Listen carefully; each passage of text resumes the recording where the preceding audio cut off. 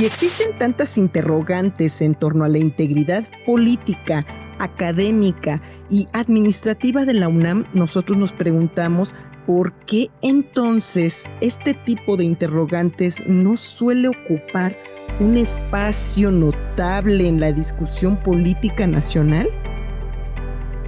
Lo primero que podemos decir al respecto es que en nuestro país existe una visión romantizada, por así decirlo, en torno a la Universidad Nacional. El mexicano de a pie suele ver a la Universidad Nacional como una especie de templo inmaculado del saber, en donde sus hijos solamente van a estudiar. Cuando el mexicano de a pie piensa en corrupción, suele pensar en instituciones como la policía, las alcaldías, los centros de verificación vehicular, petróleos mexicanos, los reclusorios, etc.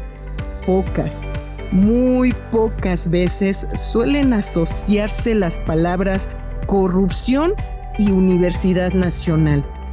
¿Por qué se presenta este fenómeno?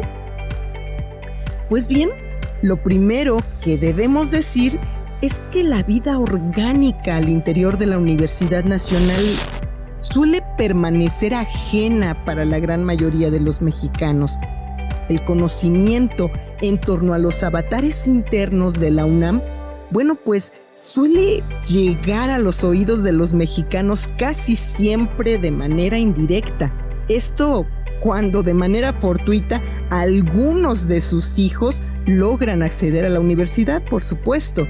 El mexicano no participa de la vida interna de la Universidad Nacional para nada. La razón de ello estriba en que únicamente el 18% de nuestra población posee estudios de educación superior. Así es, el 18% según cifras de la OCDE. De este 18%, menos de la mitad logró estudiar en la UNAM.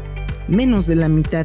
La UNAM, es un territorio completamente desconocido para la inmensa mayoría de los mexicanos, como podemos ver. Este hecho, sin embargo, no es un fenómeno casual para nada. La Universidad Nacional fue planificada desde su origen en 1910 de la mano de Justo Sierra como un espacio destinado a formar intelectualmente a los hijos de la burguesía nacional, así como lo escuchan, a fin de llevar a cabo un control administrativo y eficiente del país. Para Justo Sierra, era en la burguesía nacional en quien debía recaer, y cito, forzosamente la dirección política y social del país. De ahí que el Estado debía proveerle, y cito nuevamente, una educación preparadora del porvenir.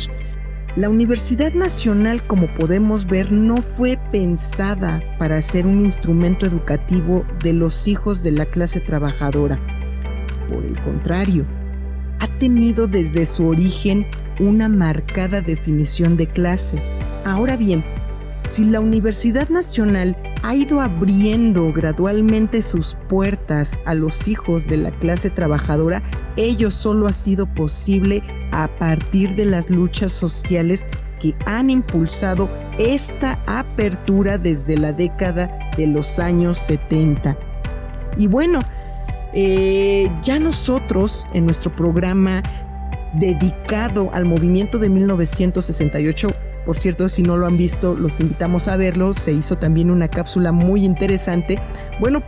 En ese programa hablamos precisamente de cómo el grueso de los estudiantes de aquella época, se encontraba integrado por los hijos de las clases medias de nuestro país, no por jóvenes provenientes de la clase trabajadora.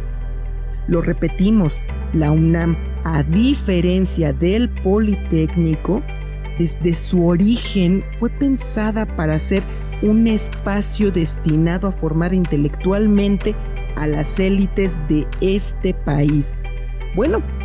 A partir de esta definición de clase es que la Universidad Nacional precisamente se ha convertido en un terreno propicio para el surgimiento de cacicazgos académicos y burocráticos, pues que la han controlado desde hace ya más de 50 años.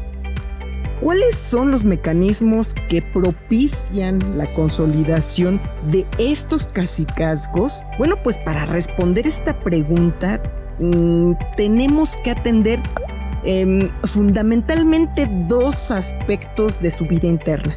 A saber, el primero de ellos pues es la estructura de gobierno de la propia UNAM, cuyo soporte principal lo constituyen la Junta de Gobierno, el Consejo Universitario y por supuesto la Rectoría.